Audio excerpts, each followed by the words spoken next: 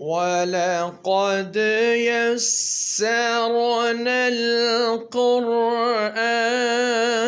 لِلذِّكْرِ فَهَلْ مِن مُّدَّكِرٍ اعوذ باللہ السمیع العلیم وبوجہ الکریم وسلطانہ القدیم من الشیطان الرجیم من نفخہ ونفثہ وہمزہ بسم اللہ الرحمن الرحیم وقلنا یا آدم اسکن انت وزوجک الجنة وکلا منها رغدا حیث شئتما ولا تقربا هذه الشجرة فتکونا من الظالمین صدق اللہ مولانا العظیم اللہم صل وبارک علی سیدنا وحبیبنا محمد وعلی آلہ واصحابہ اجمعین۔ ناظرین کرام، سورہ بقرہ کی آیت نمبر 35 کی تفسیر کے ساتھ آپ کی خدمت میں حاضر ہیں۔ آیہ مبارکہ نمبر 34 میں باری تعالیٰ نے آدم علیہ السلام کو سجدہ کرنے کا حکم دینا، فرشتوں کا سجدہ کر لینا، شیطان کا انکار کر کے کافر اور مردود ہو جانا، اس کا بیان فرمایا۔ اب آیہ مبارکہ نمبر 35 میں آدم علیہ السلام کو جنت میں ٹھہرائے جانے اور جنت کی نعمتیں عطا کیے جانے کا بیان ہے۔ ارشاد مبارک ہے وَقُلْنَا يَا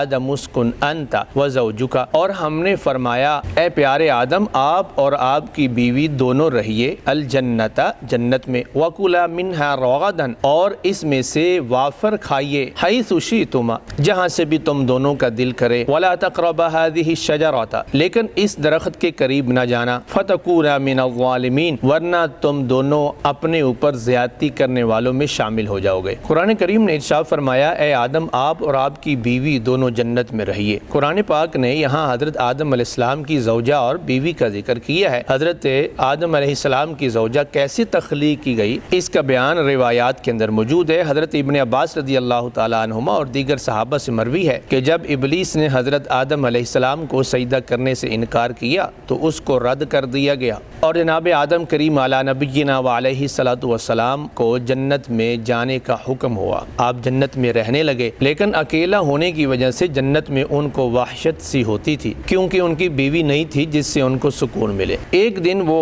سوئے ہوئے تھے، جب وہ بیدار ہوئے تو ان کے سرہانے ایک عورت بیٹھی ہوئی تھی جسے اللہ تعالیٰ نے ان کی پسلی سے پیدا فرمایا تھا۔ آدم علیہ السلام نے پوچھا تم کون ہو؟ عرض کیا کہ میں عورت ہوں۔ پوچھا کہ تمہیں کیوں پیدا کیا گیا ہے؟ عرض کیا تاکہ آپ مجھ سے سکون پائیں۔ فرشتوں نے حضرت آدم علیہ السلام سے پوچھا اس کا نام کیا ہے؟ جناب آدم کریم علی نبینا علیہ الصلوۃ والسلام نے جواباً ارشاد فرمایا کہ اس کا نام حوا ہے۔ پوچھا گیا کہ آپ نے اس کا نام حوا کیوں رکھا؟ جواب دیا کہ حوا نام اس لیے رکھا کہ یہ زندہ شخص حیٌ سے پیدا کی گئی ہے، اس وجہ سے اس کا نام حوا ہے کہ زندہ شخص سے پیدا کی جانے والی عورت۔ تو اللہ تعالیٰ نے ارشاد فرمایا اے آدم، تم اور تمہاری بیوی دونوں جنت میں رہو اور جہاں سے تمہارا دل کرے، جتنا دل کرے خوب کھاؤ۔ سیدہ حوا علیہ السلام کی پیدائش اور ان کی تخلیق کا مقصد قرآن پاک نے ایک مقام پہ یوں بیان فرمایا، ارشاد ربانی ہے هو الذی خلقکم من نفس واحدہ، بڑی عظمت والی ہے وہ ذات جس نے تمہیں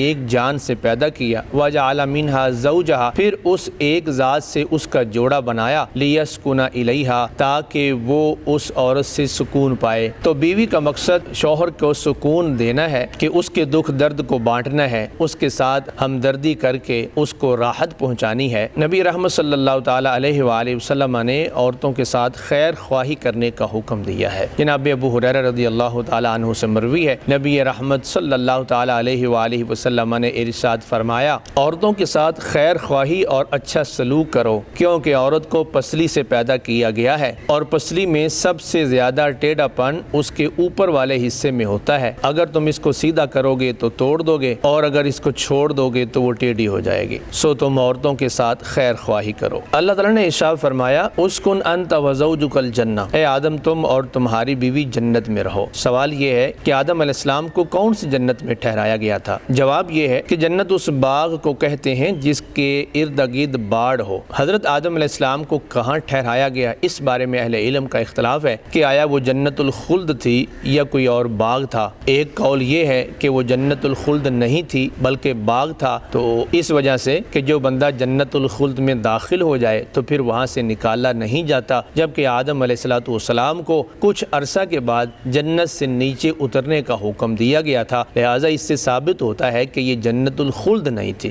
دوسرا قول یہ ہے کہ وہ جنت الخلد ہی تھی، البتہ جناب آدم کریم علیہ نبینا علیہ الصلوۃ والسلام کو اللہ تعالیٰ نے کسی مصلحت کے تحت جنت سے نکالا تھا۔ اور رہی یہ بات کہ جو بندہ ایک دفعہ جنت الخلد میں داخل ہو جائے تو وہاں سے نہیں نکلے گا، اس کا جواب یہ ہے کہ جو بندہ اپنے اعمال کی جزا کے طور پر بطور انعام جنت میں داخل ہوگا وہ نہیں نکلے گا، اور جو بندہ اس کے علاوہ جنت میں داخل ہو وہ جنت سے باہر بھی آ سکتا ہے۔ حضرت آدم علیہ نبینا علیہ الصلوۃ والسلام کو جب جنت میں ابتداءً داخل کیا گیا تھا تو وہ ان کے اعمال کی جزا اور انعام کے طور پر نہیں تھا، بلکہ اللہ رب العالمین نے بطور اکرام ان کو جنت میں داخل فرمایا تھا۔ لہٰذا آدم کریم علیہ نبینا علیہ الصلوۃ والسلام کا جنت سے نیچے تشریف لے آنا اس بات کے منافی نہیں ہے کہ آپ کو جنت الخلد کے اندر ہی ٹھہرایا گیا تھا۔ باری تعالیٰ نے ارشاد فرمایا کہ جنت سے جہاں تمہارا جی کرے جتنا کرے وہاں خوب کھاؤ، لیکن اس درخت کے قریب نہ جانا۔ یہ درخت کون سا درخت تھا اور یہ پھل کون سا پھل تھا، اس بارے میں اہل علم کا اختلاف ہے۔ حضرت ابن عباس رضی اللہ تعالی عنہما سے مروی ہے کہ یہ زیتون کا درخت تھا، ایک روایت یہ ہے کہ یہ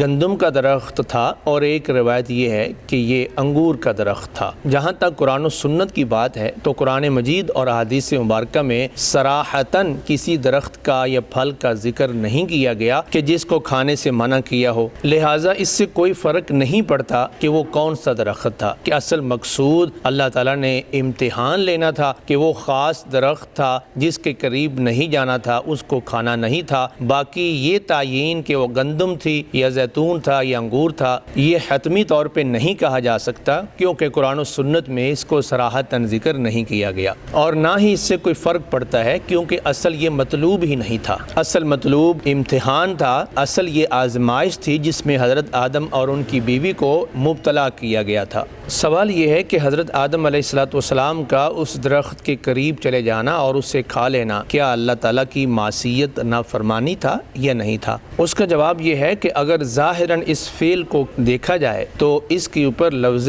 معصیت ہی بولا جائے گا، جیسا کہ قرآن پاک نے ارشاد فرمایا وَعَصَىٰ آدَمُ، اور آدم علیہ السلام سے معصیت سرزد ہو گئی، لیکن یہ معصیت وہ نہیں تھی جس کے اندر عزم، ارادہ اور نیت شامل ہو، بلکہ آدم علیہ نبینا علیہ الصلوۃ والسلام بھول گئے تھے، ان کے دل میں اللہ کی نافرمانی کا بالکل ارادہ نہیں تھا۔ اس وجہ سے قرآن مجید نے وضاحت فرما دی فَنَسِيَ آدَمُ وَلَمْ نَجِدْ لَهُ عَزْمًا، حضرت آدم علیہ السلام بھول گئے، ہم نے ان کے دل کے اندر برائی کرنے کا کوئی ارادہ نہیں پایا۔ تو اس وجہ سے معصیت کا لفظ آدم علیہ السلام کے لیے نہیں بولنا چاہیے۔ ہاں قرآن کریم نے استعمال فرمایا ہے، لیکن قرآن مجید نے ساتھ وضاحت اور صراحت بھی فرما دی ہے کہ یہ معصیت کا لفظ ظاہری اعتبار سے ہے، ورنہ آدم علیہ الصلوۃ والسلام کے دل میں برائی کا ارادہ نہیں تھا۔ قرآن کریم نے ارشاد فرمایا فَتَكُونَ مِنَ الظَّالِمِينَ، اگر تم اس درخت کے قریب گئے اور اسے کھا لیا تو تم ظالموں میں سے ہو جاؤ گے۔ تو کیا حضرت آدم علیہ السلام نے ظلم کیا؟ اس کا جواب یہ ہے کہ حضرت آدم علیہ السلام کے لیے یہ لفظ استعمال کرنا سوء ادب کے اندر آتا ہے، کیونکہ قرآن کریم نے اس کو ظاہری صورت کے اعتبار سے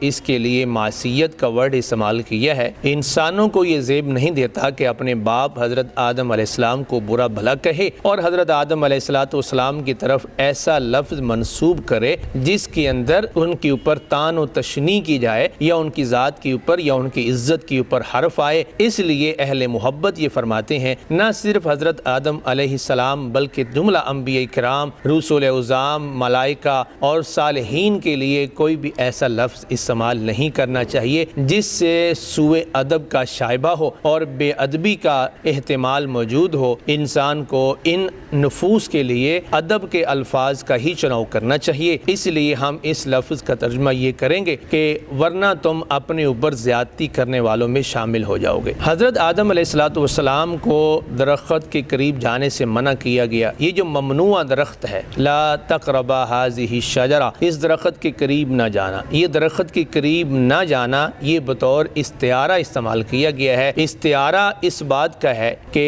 اس چیز کو نہیں کرنا، اور انسان کی سائیکی اور نفسیات یہ ہے کہ جس چیز سے اس کو روکا جائے انسان وہی کام کرتا ہے۔ تو یہ انسان کے لیے بطور استعارہ اس آیت مبارکہ میں جملہ استعمال کیا گیا کہ اے انسانوں کچھ چیزیں ایسی ہیں جس سے ہمیں ہم نے تمہیں منع کیا ہے اور روکا ہے۔ البتہ زندگی کے اندر بہت سے معاملات میں ہم نے تمہیں رخصتیں دے دی ہیں۔ حرام چیزیں وہی ہیں جو گنتی کی چند چیزیں ہیں۔ جن چیزوں کو کھانے سے، جن کاموں کو کرنے سے اللہ پاک نے روکا ہے وہ چند چیزیں ہیں، باقی ساری چیزیں تمہارے لیے حلال کر دی گئی ہیں۔ جیسے کہ پچھلے رکوع میں اللہ تعالیٰ نے ارشاد فرمایا تھا هو الذی خلق لکم ما فی الارض جمیعا، زمین کی ساری چیزیں تمہارے نفع کے لیے بنائی ہیں۔ ان چیزوں میں سے چند چیزیں صرف انسان کی آزمائش کے لیے، انسان کے لیے حرام اور ناجائز کی ہیں تاکہ انسان کی آزمائش کی جا سکے کہ انسان کثیر اور اکثر اور نفع بخش حلال چیزوں کو چھوڑ کر تھوڑی سی گھٹیا اور ناپاک حرام چیزوں کا رخ کرتا ہے یا اللہ تعالیٰ کے حکم پہ عمل کرتا ہے۔ ایسے ہی اس آیہ مبارکہ کے اندر اللہ تعالیٰ نے انسانوں کو پیغام دیا ہے کہ جس طرح فرشتوں کا امتحان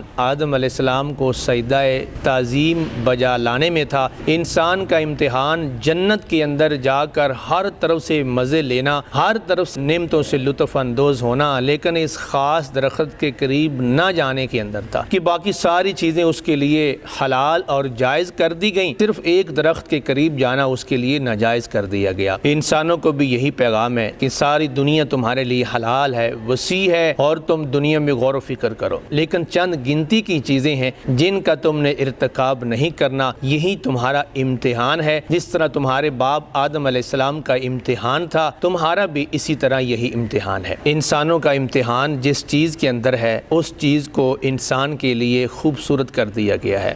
حرام چیزوں میں شیطان کی طرف سے کشش رکھ دی گئی ہے، اس کی محبت انسان کے دل میں ڈال دی گئی ہے، انسان کو وہ چیزیں زیادہ دلکش لگتی ہے، انسان اس طرف کھینچا چلا جاتا ہے۔ اللہ پاک نے اسی بات کو بیان فرمایا، زُیِّنَ لِلنَّاسِ حُبُّ الشَّہَوَاتِ، انسان کے لیے خواہشات کی محبت کو آراستہ کر دیا گیا ہے۔ سوال یہ ہے کہ آدم علیہ السلام کے اس سارے واقعہ کو بیان کرنے سے قرآن کریم نے ہمیں کیا سبق دیا ہے؟ جواب یہ ہے کہ اللہ تعالیٰ نے انسان کو یہ پیغام دیا ہے کہ میں نے تمہارے لیے گنتی کی چند چیزیں ہیں جن کو حرام ٹھہرایا ہے، باقی چیزیں تمہارے لیے جائز رکھی ہیں، لیکن بشری تقاضوں کی وجہ سے تم پھر بھی اگر ان چیزوں کا ارتکاب کر بیٹھو، حرام چیزوں کی طرف رجوع کر بیٹھو، تو پھر بھی میں نے تمہارے لیے توبہ کا دروازہ کھولا ہے۔ حضرت آدم علیہ السلام کا طریقہ یہ ہے کہ جب ان سے وہ عمل سرزد ہو گیا جو نہیں ہونا چاہیے تھا تو انہوں نے اپنے رب کی طرف رجوع کیا، باوجود اس کے کہ ان کا ارادہ اور عزم نہیں تھا، لیکن انہوں نے اس بات سے ندامت محسوس کی کہ اللہ پاک نے مجھے جس چیز سے روکا تھا میں نے وہ کام کیوں کیا۔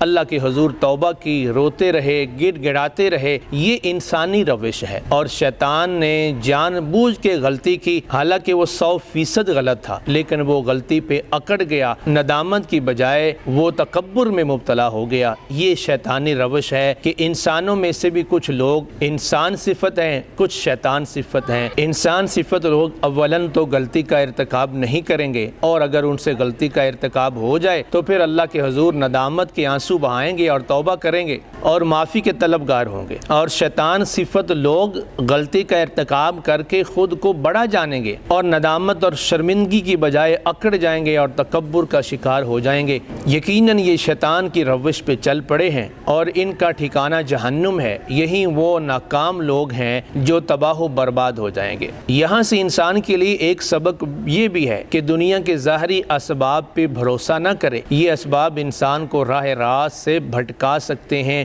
دنیا کی دولت، عہدہ، منصب، شہرت، عزت، یہ انسان کو سرکشی اور معصیت کی طرف آمادہ کر سکتے ہیں، لہٰذا انسان کو ان پر بھروسہ کرنے کی بجائے اپنے آپ کو اللہ کے حضور عاجزی کے ساتھ پیش کرنا چاہیے۔ یہی انسانی روش ہے جس کی بنا پر اللہ تعالیٰ نے انسان کو مسجود ملائک بنایا ہے۔ باری تعالیٰ ہم سب کو اسی روش پہ چلنے کی توفیق دے، آمین۔